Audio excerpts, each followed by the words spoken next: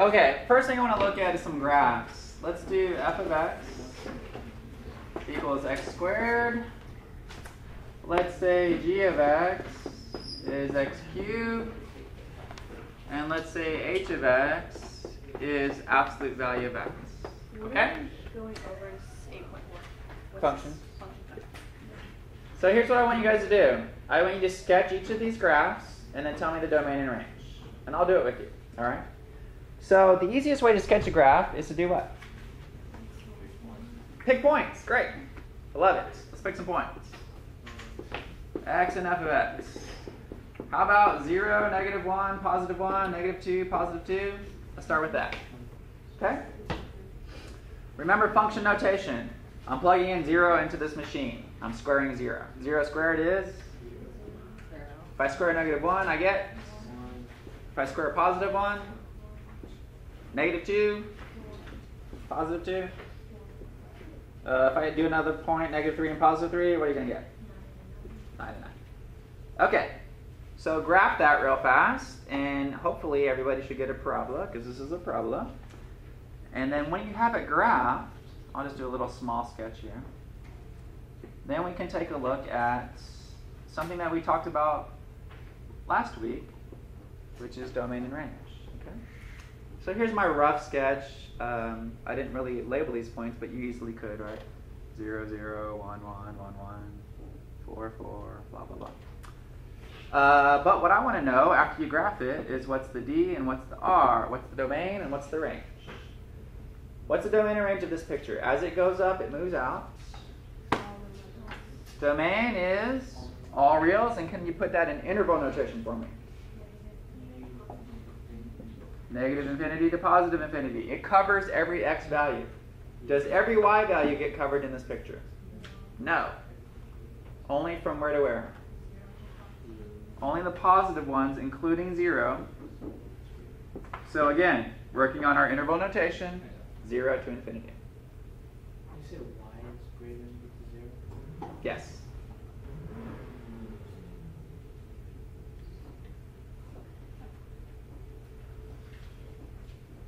Okay, let's move on to G. Let's use these same points. Let's get a rough sketch of what that looks like. What's the x cubed function look like? Wait. It's just 0 to infinity for range and -infinity to infinity for depth.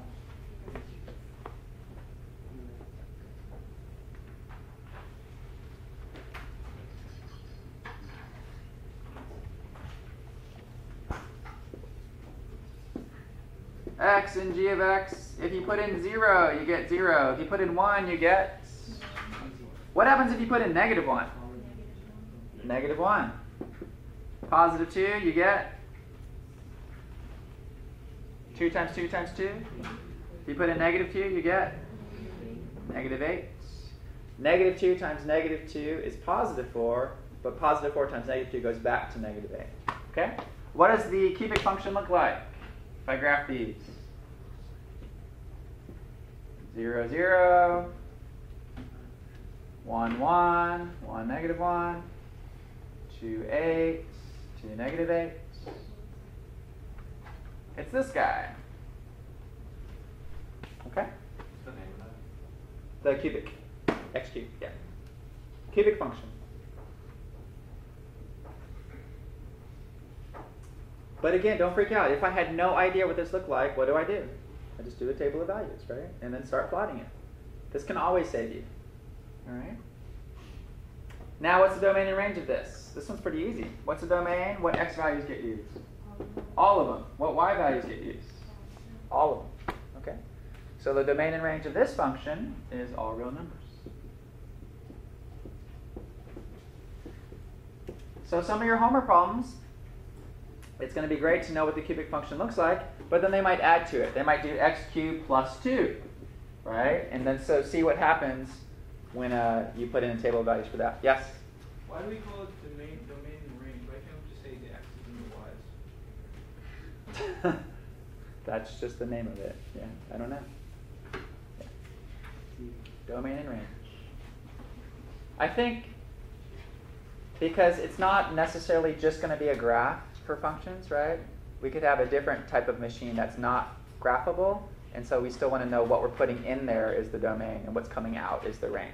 Okay? But you're right, for just graphing, domain is the x's and range is the y's. All right, what does the absolute value function look like? If I put in some numbers, what do you guys get? Pretty much the same number of x. But what happens to it? What does absolute value mean, first of all? No. What does it actually mean? How far it is from 0. Distance from 0. That's what absolute value means. So if I plug in a number like -5, the question is, how far is -5 from 0? 5. Exactly. Okay. How far is 0 from 0? 0. How far is 1 from 0? 1. Right? Something like this. And you should get a V. Okay, so when you graph this, you should have a V-shaped looking thing. And then once I know what the graph looks like, I can answer domain and range.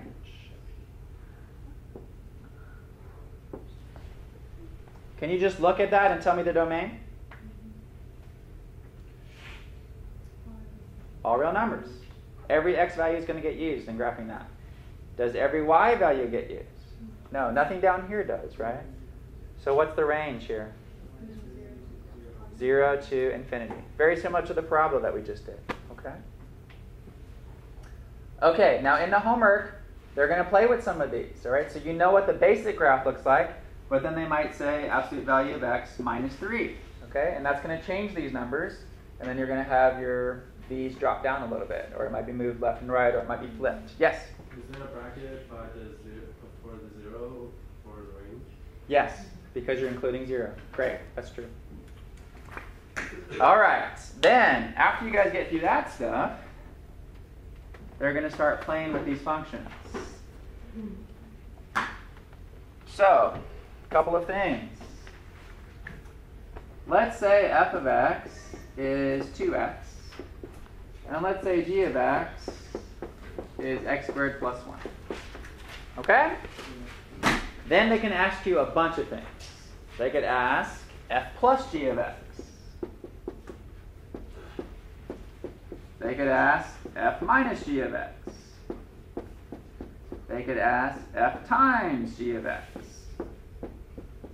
They could ask f divided by g of x. All right? And all of this fancy stuff is really easy. It is exactly what you think it is. F plus g of x, you just take f of x and you add g of x. Okay? So if f of x is 2x and g of x is x squared plus 1, then this is just going to be 2x plus x squared plus 1. That's all it is. You're just adding them together. The next problem, you're just subtracting them. The next problem, you're just multiplying them. The next problem, you're just dividing them. And that's it. Okay? But what happens? Let's do this one. F divided by g of x. What is that going to equal? Tell me that first. 2x divided by x squared plus 1. Great. So we need to know that first, because what if they ask, hey, what is f divided by g of 3? If they ask that, what am I putting into the machine? Not an x, but a 3. So I'm going to put a 3 right here and a 3 right here, right? So if I put a 3 in both of those spots, what do I get? 6. 9 plus 1. So 6 over 10, which is 3/5. Okay? So you'll have some problems on that. Now, the most difficult thing, it's simple, but it's also very difficult. It's kind of a weird thing. It's called function composition. Okay, so I need to spend a few minutes on that, because that one can mess people up. Do you guys remember hearing fog, f of g of x? Anybody remember this? Fog, f of g of x. This means f of g of x, which means you're taking g of x and you're putting it into the f machine.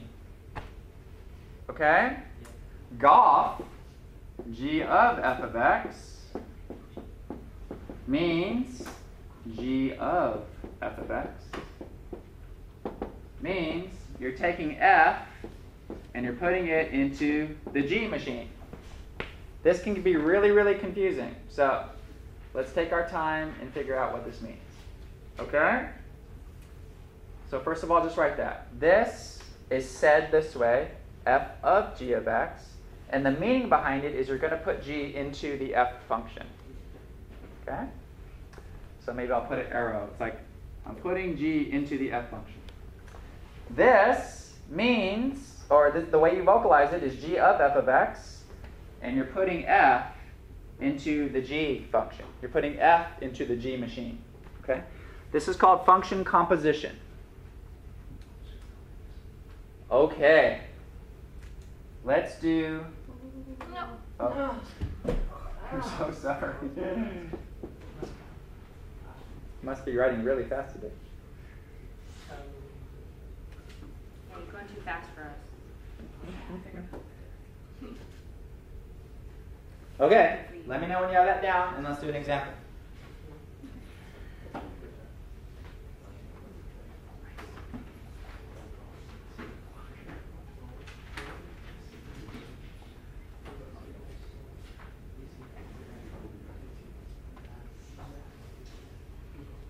So the first example I want to do is fog of 2. Okay? So the way I vocalize what this means is f of g of 2. F of g of 2. So I'm putting g of 2 into the f machine. I'm putting g of 2 into the f machine. Okay? Now, remember a few days ago when I said, is it okay if I erase this line right here? Remember a few days ago when I said, sometimes it's really helpful for some students to rewrite these functions with just parentheses. So just parentheses, just parentheses. Okay? Same thing with g. I'm just going to put parentheses and parentheses. Okay. If you guys are supposed to do fog of 2, that means f of g of 2. That means I need to figure out what g of 2 is, and then once I figure that out, I'm going to put that into the f machine. Okay? So, g of 2 means put 2 into the g machine. If I put 2 into the g machine, what do you get? 5. Does everybody see that? Yes. So g of 2, I put in 2, I inputted a 2, out popped a 5. So now this becomes f of 5. Okay? Because g of 2 is 5. And now if you put 5 into the f machine, 2 times 5 is 10. So my answer for f of g of 2 is 10. Did you guys understand that? Okay. Yep. All right, let's try g of f. So I'm going to do Goff this time. G of f of negative 1.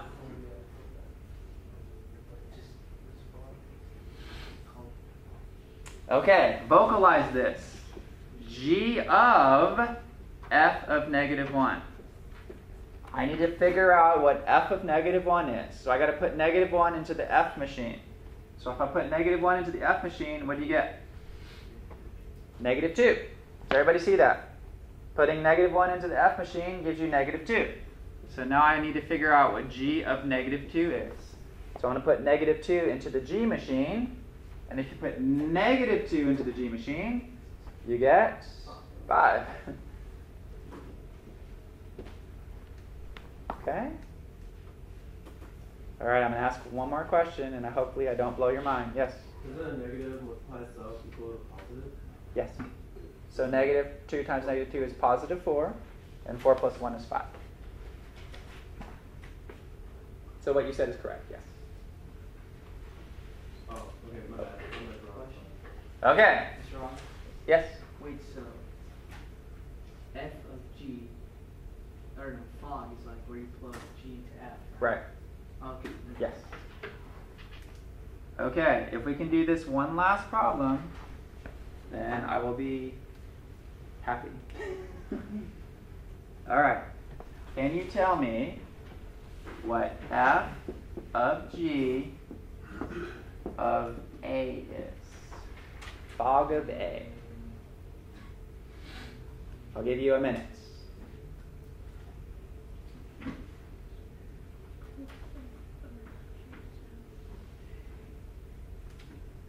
Oh, do you want the whole answer or just what the... Yeah, come with the answer. So this means f of g of a. So you're going to put g of a into the f machine. So I need to know what g of a is. Can somebody tell me what g of a is? A squared plus 1. Awesome. So I'm going to do f of a squared plus 1. Can somebody tell me what f of a squared plus 1 is? 2 parentheses a squared plus 1, which is, 2a squared plus 2.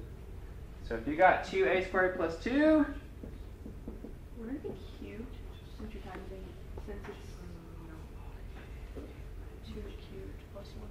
why are you getting 2 cubed? You're putting a squared plus 1 into the f machine. Yeah. If you can understand that, you're golden. All right? If not, that's okay. Look over it a few times in the homework. These are really tricky.